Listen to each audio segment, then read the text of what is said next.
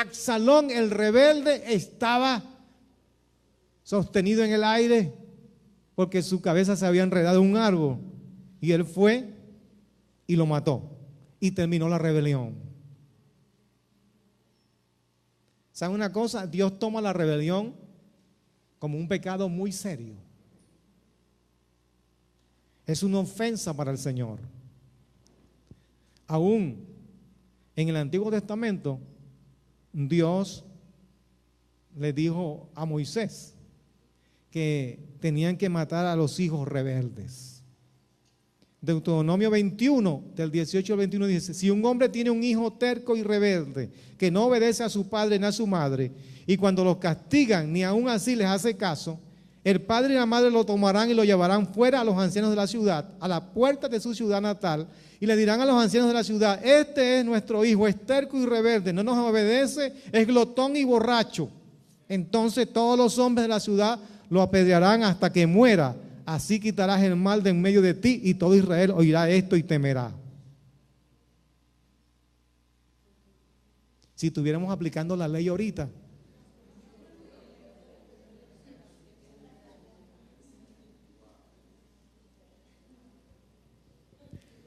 los jóvenes dicen: guau, guau, guau, guau, guau.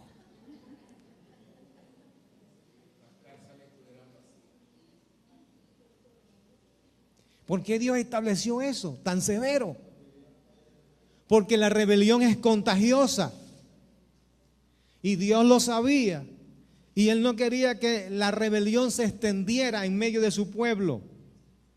Entonces Él estableció: es mejor que muera un hijo rebelde que tener todos los jóvenes de una ciudad convertidos en rebeldes. Así que aunque David conocía este mandamiento, no lo obedeció. Él prefería tener un hijo rebelde en vez de matar a su hijo rebelde. Así que David fue un padre pésimo. No pensó el precio que tenían que pagar sus hijos a causa de sus pecados. Así que en ese momento David había perdido al hijo que murió con Betsabé, había perdido a Amnón, había perdido a Absalón. Ahora, el cuarto hijo de David se llamaba Adonías. ¿Lo recuerdan? El cuarto hijo se llamaba Adonías. Y cuando ya David era un rey muy anciano y estaba débil, a punto de morir, bueno, todos estaban esperando que David nombrara a su sucesor. Y David como que se había descuidado un poco y no había nombrado a su sucesor. Y ya estaba viejo. Estaba tan viejo que le daba frío y no había manera de quitarle el frío a David. Y David le tuvieron que traer una doncella para que lo calentara. Y entonces le quitaba el frío. Algunos dicen también así como David. Yo quisiera ser como David.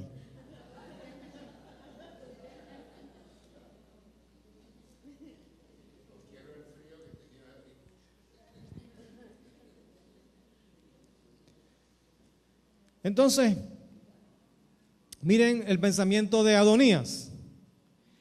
Dice 1 de Reyes 1:5.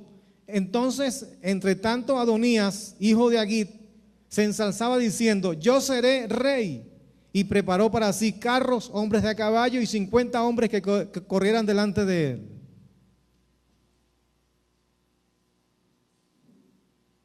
Bueno, Adonías dice: bueno, los demás murieron. Yo soy el cuarto, pero soy el mayor, porque ya todos los mayores murieron, ahora yo soy el mayor. Yo tengo que ser el sucesor del rey. Yo tengo derecho a ser el rey.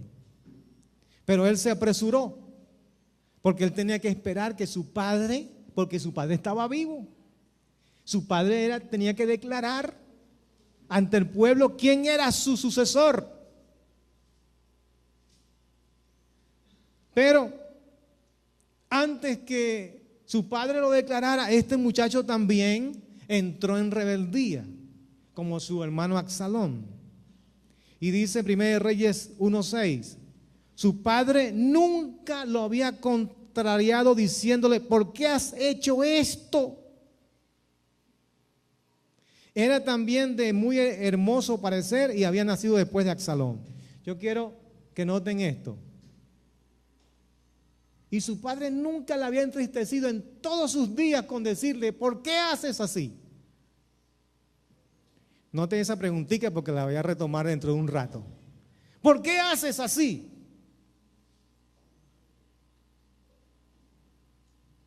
Pero no solamente se aplicó esa pregunta se le aplicaría a Adonías, sino que yo pienso que ninguno de los anteriores,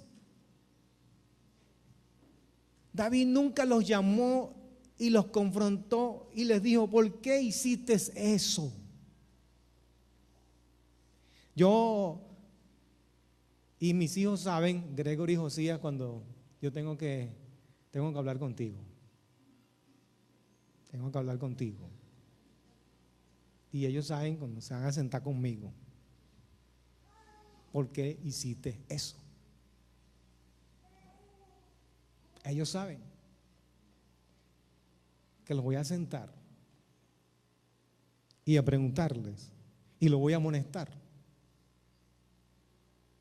Yo le pregunto eso regularmente a ellos. Cuando ellos hacen algo que no es correcto, saben que van a tener una plática conmigo. Y yo les voy a preguntar, ¿por qué hiciste eso?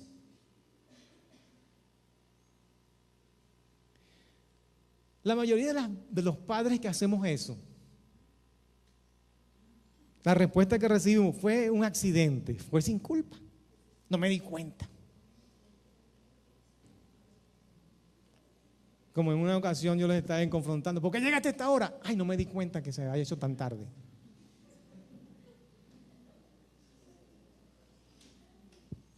Pero ustedes piensan que una persona que maneja responsablemente y atropella a una persona, y cuando la policía viene y le pregunta, ¿qué fue lo que pasó? Bueno, fue un accidente. ¿Usted cree que la policía lo va a dejar ahí así? Porque toda persona que es responsable tiene que rendir cuentas. Y los accidentes la mayoría de las veces ocurren porque la gente no presta atención y no son cuidadosos.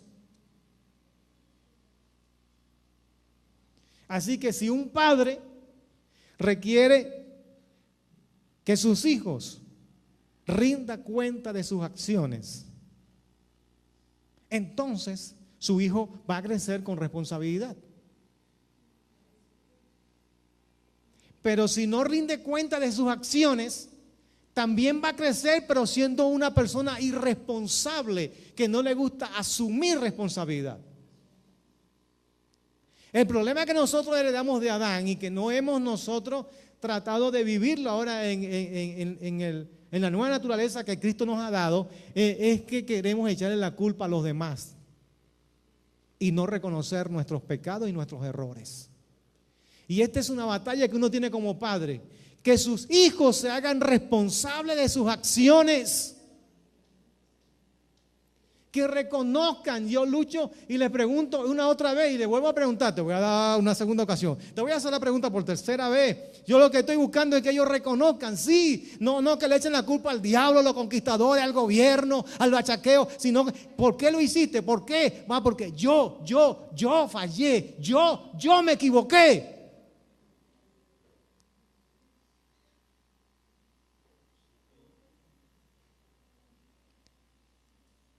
Criar a los hijos es una gran responsabilidad. Y David fue un mal padre, porque ahí él ignoró su responsabilidad como padre, ignoró a sus hijos. Y sus hijos tuvieron que sufrir las consecuencias.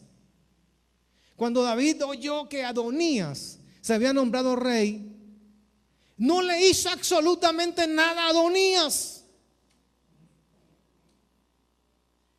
sino que permitió que Salomón fuese coronado rey. Y miren lo que pasó. Cuando Adonías se dio cuenta del peligro que estaba corriendo, porque su padre había nombrado a Salomón como rey, entonces fue y se metió en el templo y se agarró de los cuernos del altar. Esa era una protección. Pero después, aparentemente Salomón lo perdonó. Y después él fue y trató de convencer a la esposa a la madre de Salomón, Betsabé, que le diera como esposa a una de las concubinas del rey. ¿Saben?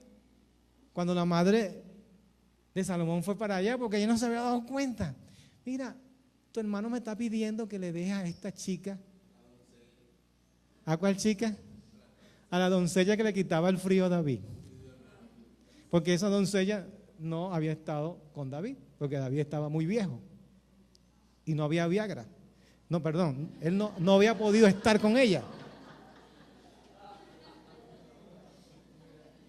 Entonces viene Adonías. Ay, dile a Salomón que me dé. Pero ¿sabe una cosa? Ella no sabía, pero Salomón sí sabía. ¿Sabe una cosa? Salomón sí sabía que las concubinas eran propiedad del rey. Y un matrimonio con una concubina del rey le daría a Adonías el derecho legal de reclamar el trono. Así que Salomón lo mandó a matar y se acabó la rebelión. Así que David había perdido 4 hijos. El bebé, su primogénito y los 2 que se levantaron en rebelión. ¿Por qué David fue un padre tan pésimo? Yo creo 5 cosas en las cuales David falló en su tarea de ser padre. Número 1, él estaba demasiado ocupado para pasar tiempo con su familia. Ser un padre piadoso y criar a los hijos requiere de mucho tiempo. Es imposible enseñar adecuadamente a nuestros hijos en el camino que deberían estar sin invertir tiempo en ellos. Si nosotros somos muy ocupados con el trabajo, con el ministerio, con nuestras vidas, no vamos a tener éxito como padres. ¿Cuánto vamos a conversar? Estaba yo leyendo acerca de la relación que tienen que tener los padres con los hijos. Y entonces me llamó la atención una historia. Porque para los hijos varones es muy importante que sus padres estén en los momentos más importantes, cumbre de su vida. Cuando practican deportes, cuando están por graduarse, cuando se van a casar, cuando tienen que tomar decisiones importantes. Entonces yo recuerdo en una ocasión que metimos a Gregory en un equipo de fútbol. No era muy malo, muy bueno el equipo, siempre perdía. Entonces, bueno, nos íbamos para allá, para el campo de fútbol, allá en el Liceo San José. Y entonces empezaba el juego. Y bueno, estaban todos los adultos, los padres estábamos ahí gritando, dale, mete, rápido, apúrate. Y bueno, y ellos allí. Entonces Gregory con su equipo malo siempre perdía. Entonces una vez se cansó y dijo, papá, sácame de este equipo no sirve, no gana ni un juego.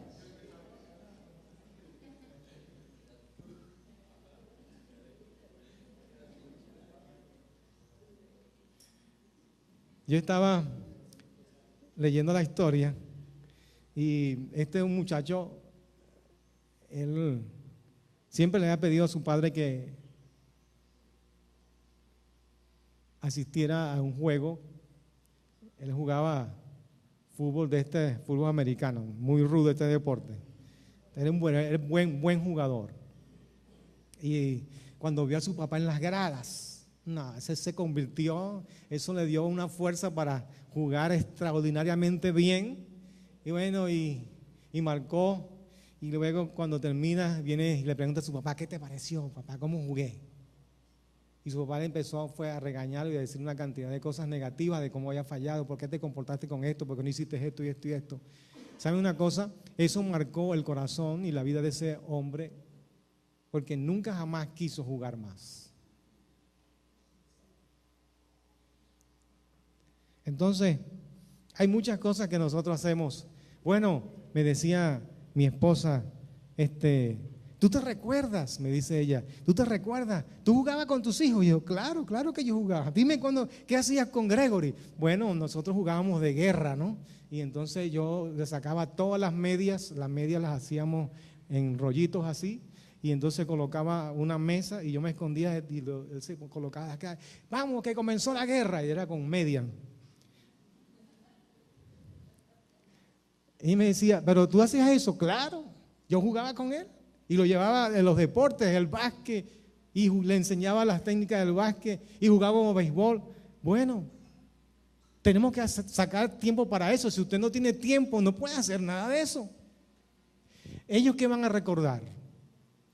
Una vez le hice la pregunta a ellos hace unos cuantos, todos los años salíamos de vacaciones, y un día le pregunté, ¿qué es lo que ustedes recuerdan de la familia? Y recuerdan unos momentos buenos de las vacaciones. Pero si usted no tiene tiempo para tomarse unos 15 días, una semana con la familia, ¿qué van a recordar ellos? Lo segundo que yo creo de la falla de David es que él no se involucraba activamente en la vida de sus hijos. Allí vemos la pregunta que él le hizo, o la pregunta que en la Biblia dice que él no le hizo a Adonías. ¿Por qué has hecho así? Él dejaba caminar a sus hijos de acuerdo con sus propios gustos, sin preocuparse de las consecuencias. Cuando los hijos tienen un padre que no se involucra en sus vidas, definitivamente caminarán según sus propios gustos, y eso los lleva camino al infierno, a equivocarse, al fracaso. Así que usted se tiene que involucrar en la vida de sus hijos, tiene que saber quiénes son sus amigos, sus amigas, qué hace, con quién se junta, tiene que revisar el Facebook, tiene que revisar todas esas redes sociales, hay que revisarlas, no violentando la intimidad de ellos, pero ellos tienen que saber que usted está pendiente con quién estás hablando, qué estás hablando allí, qué ves allí. Siempre yo estoy, cuando está Josías y Gregory escondido así, ¿qué estás viendo? Porque yo tengo la autoridad para decirle, ¿qué estás viendo ahí? Yo quiero ver, para ver qué estás viendo, enséñame, quiero verlo.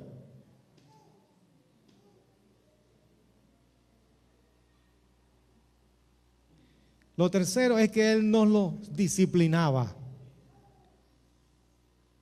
Mientras pienso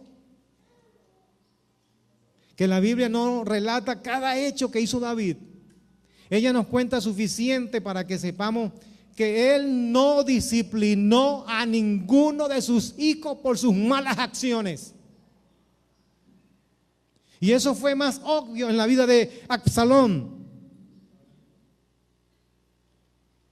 Porque después que este muchacho levanta la rebelión, él le dice, mira, traten bien al muchacho, no le vayan a dar tan duro. Pero no solamente eso, sino que después que se muere, se puso a llorar con una Magdalena y pegaba gritos. Todo el pueblo se dio cuenta, todo el mundo estaba callado la boca, triste, hasta que vino el capitán del ejército y lo confrontó. Si no sales a hablar con el pueblo, voy a matar a la gente.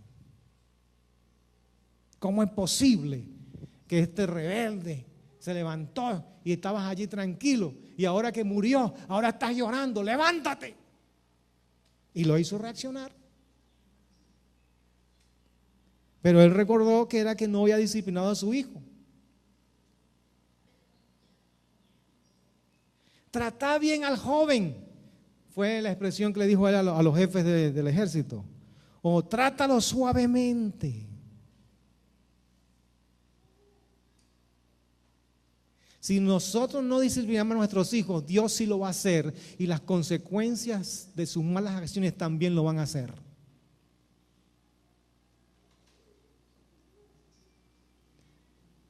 Las consecuencias van a ser más exigentes que nosotros. Tercero o cuarto, él no era un buen ejemplo para sus hijos.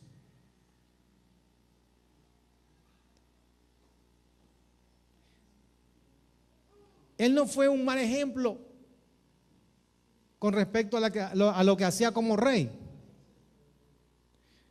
Y no era mal ejemplo en todas las áreas. Pero él era mal ejemplo para sus hijos porque no lo disciplinó. Porque Amnón siguió el ejemplo de su padre con la lujuria. También Absalón. Tenemos que esforzarnos nosotros para ser un buen ejemplo. ¿Saben por qué? Proverbios 29:15 dice: la vara y la corrección dan sabiduría, mas el muchacho consentido avergonzará a su madre. Y el 17 dice: corrige a tu hijo y te dará descanso y te dará alegría a tu alma. Pero si no lo haces, en vez de alegría te va a dar congoja, dolor, preocupación. Nosotros no podemos ser demasiado indulgentes y muy suaves, o demasiado severos y muy suaves. Por ejemplo, el sacerdote Elí dice que él no estorbó a sus hijos cuando ellos estaban cometiendo pecados en el templo. Y la vida de Elí y de sus hijos terminó en desgracia. Él era indulgente. Cuando la gente venía a decir: mira, tus hijos están robando las ofrendas y están fornicando con mujeres, él los llamaba y les decía: hijitos, no hagan eso, eso es malo. No hagan eso. Más nada. Hijito, no haga eso, eso es malo. ¿Ustedes creen que se va a llamar la atención y se va a confrontar a un joven que no está haciendo cosas correctas? No haga eso.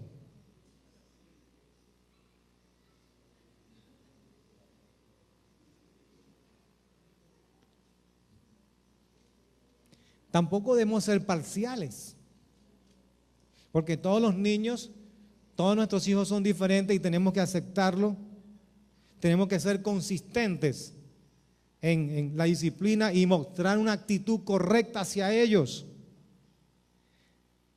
La Biblia dice de Isaac y Rebeca, tuvieron 2 hijos, Esaú y Jacob, y dice que Isaac amó a Esaú porque comía de su casa, y Rebeca amaba más a Jacob porque era casero, y por su favoritismo dividieron la familia. No debemos ser parciales. A nuestros hijos le amamos y le respetamos por igual, pero cada uno de ellos son diferentes. Usted no puede tratar al primer hijo y después pretender que el segundo. No, todos son diferentes. Así que, déjeme decir otra cosita más.